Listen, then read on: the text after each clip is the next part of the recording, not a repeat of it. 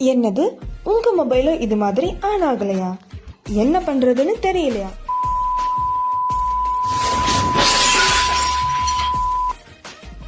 இன்னைக்கு நம்ம ஃப்ரெண்ட் ஒருத்தர் அவரோட ரெட்மி மொபைலை நம்ம கிட்ட கொடுத்து, இந்த மொபைலை நான் 6 மந்த்தா யூஸ் பண்ணாம விட்டுட்டேங்க, இப்போ ஆன் பண்ண முடியல, பேட்டரி சார்ஜ் பண்ணாலும் ஆன் ஆக மாட்டேங்குது, என்ன பண்றதுனே தெரியல, பக்கத்துல இருக்கிற கடையில கொடுத்தா பேட்டரி தான் ஃபுல்லா போயிடுச்சு, நியூவா சேஞ்ச் பண்ணணும்னு சொல்றாங்க, அமௌண்ட்டும் கொஞ்சம் அதிகமா சொல்றாங்க, நீங்க கொஞ்சம் என்னன்னு பார்த்து சொல்லுங்க நம்ம கிட்ட கொடுத்தாங்க.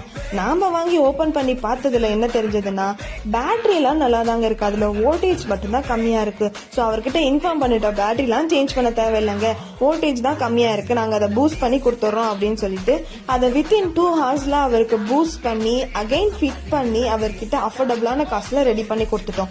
இது மாதிரி உங்க மொபைல்ல என்ன கம்ப்ளைண்ட்னாலும், like mobile display changing, battery changing, mother board எல்லாம் கம்ப்ளைண்ட், இந்த மாதிரி எல்லா ப்ராப்ளமுக்கும் நம்ம சக்தி மொபைல்ஸ்ல சொல்யூஷன்ஸ் இருக்கு.